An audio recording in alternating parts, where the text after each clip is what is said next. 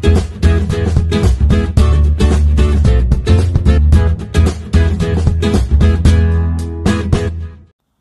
Hello good morning friends, welcome back to our channel mom and me talks and it's me Sandhya. ఎలా ఉన్నారండి అందరూ? నేనైతే super గా ఉన్నాను అండ్ మీరు అందరూ కూడా సూపర్ ఉండాలని కోరుకుంటున్నాను. మార్నింగే కారిడార్ లోకి వచ్చేసి కొంచెం మొక్కలు పని చేస్తున్నానండి. ఈ మధ్య కాలంలో మొక్కలు అసలు కేరే సరిగా తీసుకోలేదన్నమాట, జస్ట్ వాటర్ వస్తున్నాను అంతే. అండ్ ఇప్పుడు మనకి అంతా రెయినీ సీజన్, మాన్సూన్స్ కాబట్టి మొక్కలు మంచిగా పెరుగుతాయి ఈ సీజన్ లో, ఈ టైంలో. సో కొంచెం మొక్కల్ని ఈరోజు కాస్త పలకరించేసి హాయ్ హలో చెప్పేసి వాళ్ళకి కొంచెం ఫ్రెష్నెస్ ఇద్దాము అని చెప్పి, అంటే పాత ఎండిపోయిన ఆకులు ఇవన్నీ ఉంటాయి కదండి, పండు ఆకులు ఇట్లాంటివన్నీ కూడా తీసేసుకుంటూ అన్ని కొంచెం మొక్కలు కాస్త నీట్ చేద్దాము అని అనుకున్నాను అనమాట. యాక్చువల్గా ఈ మనీ ప్లాంట్ బాగా పెరుగుతుంది కానీ మొత్తం పిచ్చి పిచ్చిగా అయిపోతుంది అన్నమాట. ఒక కుండీలోంచి ఇంకో కుండీలోకి అటు ఇటు మొత్తం అంతా పాకి మొత్తం 3 కుండీలు అవే ఆక్యుపై చేసేసినాయి. ఇప్పుడు వాటిని ఎలా అంటే ఒకదాన్ని ఒకటి వేరు చేయలేము అనమాట. వేరు చేయాలంటే మధ్యలో కట్ చేసేయాలి, అట్లా అయిపోయినాయి అనమాట. అంత ట్యాంగిల్ అయిపోయి మొత్తం ఇవన్నీను. మొక్కలు ఉంటే బాగుంటుంది కానీ మనీ పిచ్చి పిచ్చిగా ఉంటే అంత నీట్ గా అనిపించదు. ఎస్పెషల్లీ ఇది మా ఎంట్రన్స్ అనమాట. మా మెయిన్ డోర్ దగ్గర, నాకు బాల్కనీలోను అండ్ ఎంట్రన్స్ దగ్గర మాత్రమే మొక్కలు ఉంటాయి. ఇంటి లోపల ఎక్కడా కూడా మొక్కలు ఉండవు. యాక్చువల్ గా ఇంటి లోపల కూడా మొక్కలు చాలా బాగుంటాయి, కాకపోతే ఇంట్లో పిల్లలు బాగా గేమ్స్ ఆడుతూ ఉంటారనమాట. లైక్ ఫుట్బాల్, క్రికెట్లు అన్ని కూడా ఇంట్లో అయిపోతూ ఉంటాయి. ఇంతకు ముందు ట్రై చేసినా 1-2 మొక్కలు పెట్టడానికి అవి వాటికి తగలడం ఇట్లా అవుతుంది అని చెప్పి అసలు ఇంట్లో ఎక్కడ మొక్కలు పెట్టలేదు. అండ్ మా సైడ్ కొంచెం దోమల ప్రాబ్లం కూడా బాగానే ఉంటుంది. సో మొక్కలు ఉంటే మళ్ళీ దోమలు వస్తున్నాయి అన్న ఫీలింగ్ వస్తుంది అన్నమాట. సో అందుకని ఇంటి లోపల అయితే ఏ మొక్కలు పెట్టలేదు, కానీ బాల్కనీ నిండా మొక్కలు ఉంటాయి. అండ్ అలాగే ఇక్కడ మెయిన్ డోర్ దగ్గర కూడా అంతా మొక్కలు ఉంటాయి. ఇక్కడికి ఏంటంటే డైరెక్ట్ సన్లైట్ రాదు మెయిన్ డోర్ దగ్గరికి, అందుకని ఇక్కడ మాత్రం జస్ట్ ఇండోర్ ప్లాంట్స్ లాంటివే, మనీ ప్లాంటే ఎక్కువ ఉంటాయి మిగతా వాటికన్నా కూడా, అవే ఎక్కువ పెట్టా అనమాట ఇటు సైడ్ అంతాను. అండ్ ఇదిగోండి ఇన్ని ఎండ ఆకులు వచ్చినాయి, పండిపోయిన ఆకులు ఇలా ఎల్లో అయిపోయినాయి, అన్ని తీసేసుకోవాలి. మనీ ప్లాంట్ ఏంటంటే మెయింటెనెన్స్ తక్కువ, చాలా ఈజీగా అయిపోద్ది. అండ్ ఇక్కడ నుంచి మా బాల్కనీలోకి పిల్లి వస్తుంది అనమాట. అది రాకుండా ఇలా మావయ్య గారు వైర్లు కట్టారు. చూడాలి ఈ వైర్లు ఆ పిల్లిని ఆపుతాయో లేదో. ఆ బాల్కనీలోకి వచ్చి అక్కడంతా గ్రాస్ మ్యాట్ అదంతా ఉంటుంది కదా, అక్కడికి వచ్చి పడుకుంటుంది అనమాట. సో ఆ పిల్లి రాకుండా చూద్దాము అని చెప్పి ఇక్కడంతా ఇలాగా వైర్లు కట్టాము. అండ్ అలాగే ఇంకా ఎంట్రన్స్ ని కూడా కొంచెం మారుద్దాము అనుకుంటున్నాను. చాలా రోజుల నుంచి ఇలాగే ఉండిపోయింది కదా, సో ఇదంతా కొంచెం చేంజ్ చేయాలి అనుకుంటున్నాను. ఎస్పెషల్లీ షూ ర్యాక్ ఉన్నదంతా వాల్ పేపరేనండి. ఇంతకు ముందు వేసినప్పుడు కూడా వీడియో షేర్ చేశాను కదా. ఇంకా వాల్ కున్న డెకార్ ఇవన్నీ కూడా కొంచెం అన్ని మారుద్దాము అని అనుకుంటున్నాను. ఒకేలాగా ఉంటే చూసి చూసి బోర్ కొడుతుంది కదండి. సో అప్పుడప్పుడు మనం ఎంట్రన్స్ ని అంతా కొంచెం మారుస్తూ ఉంటే మనకు కూడా కొంచెం కొత్త లుక్ ఉన్నట్టు అనిపిస్తుంది కదా. సో అలాగా కొంచెం మారుద్దాము అనుకుంటున్నా. ఎస్పెషల్లీ ఈ షూ ర్యాక్ అయితే మాత్రం ముందు మార్చేయాలి. షూ ర్యాక్ అంటే లైక్ ఈ వాల్ పేపర్ అంతా మార్చేద్దాము అని అనుకుంటున్నాను. ఇంకొక వాల్ పేపర్ ఉంది ఆల్రెడీ, ఇంట్లో కోసం ఆర్డర్ చేసింది ఇంకా ఉంది. సో దాన్ని ఈ షూ ర్యాక్ కి పెట్టేద్దాము అనుకుంటున్నాను. ఇదైతే యాసచ్గా ఏం పాడవలేదు కానీ జస్ట్ మార్పు కోసం అనమాట. అండ్ అలాగే ఇక్కడ పెట్టిన వాల్ డెకార్స్ ఉన్నాయి కదండి, నేను చేసిన క్రాఫ్ట్స్ DIYs అవన్నీ కూడా తీసేద్దాము అనుకుంటున్నాను. జస్ట్ బాగానే ఉన్నాయి, కాకపోతే చూసి బోరు కొట్టి అలా అనమాట. అవి మనం చేసుకున్నాయే కాబట్టి, కార్డ్బోర్డ్ తో చేసుకున్నాయి కాబట్టి ఒకళ్ళు తీసేసి పడేయాలన్నా పెద్ద ప్రాబ్లం ఏమి అనిపించదు. అంటే డబ్బులు ఇన్వెస్ట్ చేసి ఏవో వాల్ డెకార్స్ ఇట్లాంటివి కొన్నాము అని అంటే మనం తీసేయడానికి 1-10 సార్లు ఆలోచిస్తాం. కానీ ఇవన్నీ కార్డ్బోర్డ్ మనం ఎప్పుడు కావాలంటే అప్పుడు చేసుకోవచ్చు. చేసినప్పుడు ఆబ్వియస్లీ హ్యాపీ ఫీల్ అయ్యాం అండ్ ఇన్నాళ్ళు ఉంచుకొని చూసుకొని మురిసిపోయాం కాబట్టి ఇంకా it's time to remove all of these అని అనిపిస్తుంది నాకు. అండ్ ఇవన్నీ ఇట్లాగా బయటకు ఉంటాయి కదండి, బాగా దుమ్ము పడిపోతూ ఉంటాయి అనమాట. వాటిపైన మనం ఎక్కువ క్లీన్ చేయలేం వాటిని. అంటే డ్రై క్లాత్ తోటి జస్ట్ డస్టింగ్ చేసినట్టుగా అలా దులిపినట్టుగా చేయగలం, కానీ అంతకుమించి ఎక్కువ క్లీనింగ్ చేయలేము కదా. సో కొంచెం దుమ్ము పట్టినట్లుగా అట్లాగా ఉంటున్నాయి అనమాట. సరే ఇంకా మార్చేద్దాము, మొత్తం తీసేద్దాము అని అనుకుంటున్నా. ఎస్పెషల్లీ మనకి ఇంకా వరలక్ష్మి వ్రతం కూడా వస్తుంది కదా. సో ఈ ఎంట్రన్స్ అంతా కూడా కొంచెం మార్చేయాలి. అంటే ప్లేన్ వాల్ చూసి చాలా నాళ్ళు అయినట్టు అనిపిస్తుంది. అటు ఇటు వాల్కి అన్ని ఏవేవో చేసి అంటించేసాను కదా. సో అట్లాగా అన్ని తీసేసి ప్లెయిన్ వాల్స్ పెట్టేసి, వాల్స్ కొంచెం క్లీన్ చేసి, ఈ షూ ర్యాక్ యొక్క వాల్ పేపర్ అది మార్చేసి, షూ ర్యాక్ పైన సెటప్ అంతా కూడా తీసేసి మార్చేయాలి అన్నది నా ప్లాన్ అనమాట. సో ప్రస్తుతానికైతే ఇక్కడ వరకు క్లీనింగ్ మట్టుకు చేసుకుంటున్నాను. ఇంకా వీక్ డేస్ లో అలాగా మారుద్దాం, నెక్స్ట్ వీక్ అలాగా అనుకుంటున్నాను. కొద్దిగా వర్షాలు తగ్గితే చేద్దాము అని, ఎందుకంటే వర్షం పడితే ఇక్కడికి వాటర్ వస్తాయి అనమాట, కొంచెం జల్లులా పడుతుంది. సో అలాగా ఏం కాకుండా ఉండాలి అని అంటే కొంచెం టైం తీసుకొని మారుద్దాము అని అనుకుంటున్నాను.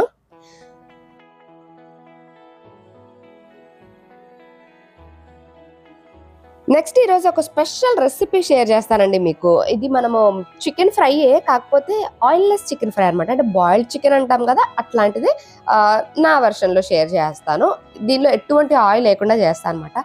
ఆయిల్ అయ్యిందే నాన్ వెజ్ టేస్ట్ రాదు అనుకునే వాళ్ళు ఈ రెసిపీని అసలు స్కిప్ చేసేయండి, చూడను కూడా చూడొద్దు.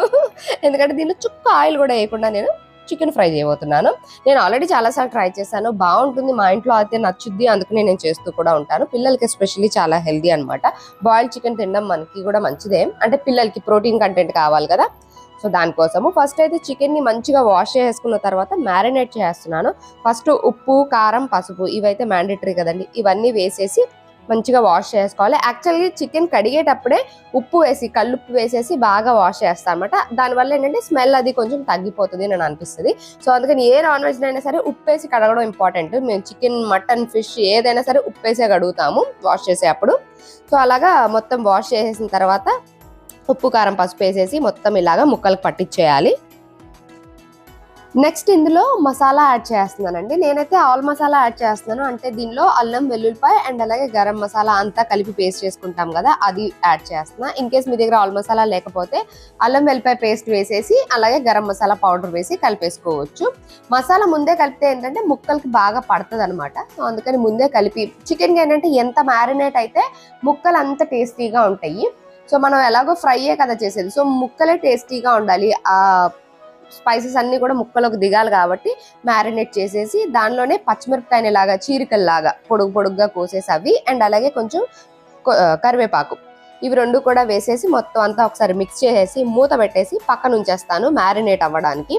మనం ఇన్ కేస్ నైటే చికెన్ తెచ్చుకుంటే నైట్ మ్యారినేట్ చేసి ఫ్రిడ్జ్లో పెట్టేసి పొద్దున్నే కూడా చేసుకోవచ్చు. బట్ నేను మార్నింగే తెచ్చానులేండి. మార్నింగే తెచ్చి కొద్దిసేపు మ్యారినేట్ చేసి పక్కన పెట్టి ఆఫ్టర్నూన్ టైంకి అలాగా చేసేస్తాను. సో మూత పెట్టి పక్కన పెట్టేసా. నెక్స్ట్ ఒక చిన్న ఆనియన్ తీసుకొని మీడియం సైజ్ది దీన్ని కట్ చేసుకుంటున్నానండి. ఆనియన్ కంప్లీట్లీ ఆప్షనల్, కావాలంటేనే వేసుకోవచ్చు లేకపోతే లేదు. ఆనియన్ లేకపోయినా సరే ఇది టేస్టీగానే ఉంటుంది, బట్ ఆనియన్ వేస్తే ఇంకొంచెం మంచిగా అనిపిస్తుంది అన్నమాట. అందుకని ఒక మీడియం సైజ్ ఆనియన్ మాత్రం ఇలా మనం చిన్న చిన్న ముక్కల్లాగా కట్ చేసుకుంటాం కదా, అలా కట్ చేసుకోవాలి. నెక్స్ట్ ఒక కడాయిలో ఆయిల్ వేయాలంటారు అనుకుంటున్నారా, అదే మరి వేయకూడదు, ఆయిల్ వేయకూడదు. డైరెక్ట్గా ఈ ఆనియన్ ముక్కలు అందులో వేసేస్తున్నాను అనమాట, వితౌట్ ఎనీ ఆయిల్. ఇక్కడ నేను ట్రైప్లై స్టెయిన్లెస్ స్టీల్ కడాయి వాడుతున్నాను. మీరు వేరేది ఏ కడాయి వాడినా సరే అంటే వెంటనే అంటుకుపోదు. మనకి ఆనియన్లో కూడా మాయిశ్చర్ ఉంటుంది కదా, సో వెంటనే స్టిక్ అయిపోద్ది అలానని అస్సలు అనుకోకండి మాడిపోద్ది అన్నట్టుగా. అసలు అట్లా ఏం కాదు. మీరు కావాలనుకుంటే ఆనియన్ని చికెన్తో పాటు వేసేసుకొని మ్యారినేట్ చేసుకొని మొత్తం అంతా ఒకేసారి కూడా వేసుకోవచ్చు. బట్ దానికన్నా ఇలా కొంచెం బెటర్గా అనిపిస్తుంది అన్నమాట నాకు. సో ఆనియన్ అండ్ అలాగే కొంచెం జీడిపప్పు యాడ్ చేస్తాను. వాటిని కొద్దిగా జస్ట్ బాగా వేగిపోవక్కర్లేదు, కొద్దిగా ఒక 2 నిమిషాలు అలా వేపేసి నెక్స్ట్ మనం మ్యారినేట్ చేసి పెట్టుకున్న చికెన్ ఉంది కదండి, దాన్నంతా ఇందులో వేసేస్తున్నాను. మీకు ఆనియన్ ఇలాగ ఓన్లీ ఉట్టి ఆనియన్ వేయించడం ఇష్టం లేదు అని అనుకుంటే మీరు పచ్చిమిరపకాయలతో పాటు ఉల్లిపాయ ముక్కల్ని కూడా చికెన్లో వేసేసి కలిపేసి పక్కన పెట్టేసుకొని అంతా ఒకేసారి కడాయిలో వేసేసుకోవచ్చు. సో నేను కొద్దిగా ఆ రోస్ట్ ఫ్లేవర్ వస్తుంది అన్నట్టుగా ముందు ఆనియన్ అండ్ జీడిపప్పుల్ని వేయించి తర్వాత చికెన్ వేసాను అనమాట. వీటన్నిటిని మంచిగా మిక్స్ చేసుకోవాలి. మనకి చికెన్లోనే వాటర్ ఉంటాయి ఆబ్వియస్లీ, సో ఆ వాటర్ అంతా ఊజ్ అవుట్ అవుతాయి అనమాట. సో అందుకని కింద అంటుకోకుండా ఆ వాటర్ నుంచి చికెన్ నుంచి వచ్చిన వాటర్తోనే ఆ చికెన్ అంతా కూడా బాయిల్ అవుతుంది.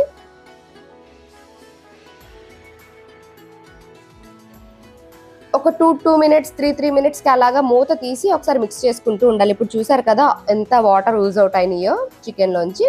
సో మనం ఎక్స్ట్రాగా ఇంకా వాటర్ ఏమీ యాడ్ చేయక్కర్లేదు. ఒకవేళ కర్రీ లాగా చేయాలి అనుకుంటే కనుక వాటర్ యాడ్ చేసుకోవచ్చు. బట్ ఇక్కడ నేను చేస్తున్నది చికెన్ ఫ్రై లాగా చేస్తున్నాను కాబట్టి ఇంకా నేను వాటర్ ఏం యాడ్ చేయకుండా ఇందులోంచి వచ్చిన వాటర్ తోటే మంచిగా చికెన్ చాలా ఈజీగా బాయిల్ అయిపోద్ది కంపేర్ టు మటన్. సో అందుకనే మీరు ఆయిల్ లెస్ ఇలాగా ఏమైనా ట్రై చేయాలనుకుంటే చికెన్ ఈజ్ బెస్ట్ ఆప్షన్, మంచిగా త్వరగా కుక్ అయిపోతుంది కాబట్టి. ఇంకా చికెన్ ముక్కలు ఉడికిపోతున్నాయి అని అనిపించినప్పుడు మనం ఒకసారి టేస్ట్ చేసి చూస్తే ఉప్పు కారం ఇవి సరిపోయినాయా లేదా ఇవన్నీ చెక్ చేసుకోవచ్చు. నేను ఇప్పుడు టేస్ట్ చేస్తే నాకు కొంచెం కారం పడుతుంది అని అనిపించింది. సో అందుకని కొద్దిగా కారం యాడ్ చేసి మంచిగా మిక్స్ చేసుకుంటున్నాను అనమాట. ఎందుకంటే ఇది మేము డైరెక్ట్గానే తినేస్తాం ఇలాగ ప్లేట్లో వేసేసుకొని. మీరు కావాలి అని అనుకుంటే అన్నంలో తినచ్చు, లైక్ రసం వేసుకొని రసంలో చికెన్ ఫ్రై నాకు చాలా ఇష్టమైన కాంబినేషన్ అనమాట. రసంలో చికెన్ ఫ్రై పెట్టుకొని తింటే బాగుంటుంది.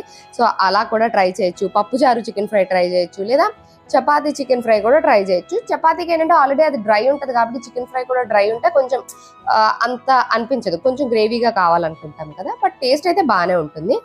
ఇంకా అన్ని మిక్స్ చేసుకున్న తర్వాత దానిలోంచి వచ్చిన వాటర్ అంతా ఊజ్ అవుట్ అయ్యేంత వరకు మనం మూత తీసి ఉంచుకున్నాం అనుకోండి, మొత్తం వాటర్ అంతా ఎవాపరేట్ అయిపోతాయి. అయిపోయిన తర్వాత ఇదిగోండి ఇలా అయిపోతుంది అనమాట. చికెన్ మొత్తం పొడి పొడిగానే అయిపోద్ది. మరీ ఇట్లా డీప్ ఫ్రై చేసినట్టుగా అంత పొడి పొడిగా రాదు, కొద్దిగా ఇలాగా ఫ్రై టైప్ లో వస్తుంది అనమాట. కింద ఏమి అంటుకోదు. సో డౌట్ లేకుండా హ్యాపీగా వండుకోవచ్చు. మీరు ట్రై చేయాలనుకుంటే డెఫినెట్ గా ట్రై చేయండి, టేస్టీగానే ఉంటుంది. ఇంక మొత్తం అంతా అయిపోయింది అనుకున్న తర్వాత దానిలో కొంచెం సన్నగా చాప్ చేసిన కరివేపాకు కొత్తిమీర వేసేసి మూత పెట్టాం అనుకుంటే ఆ స్మెల్ అంతా పట్టేస్తుంది అన్నమాట. చికెన్ కి చాలా చాలా టేస్టీగా ఉంటుంది.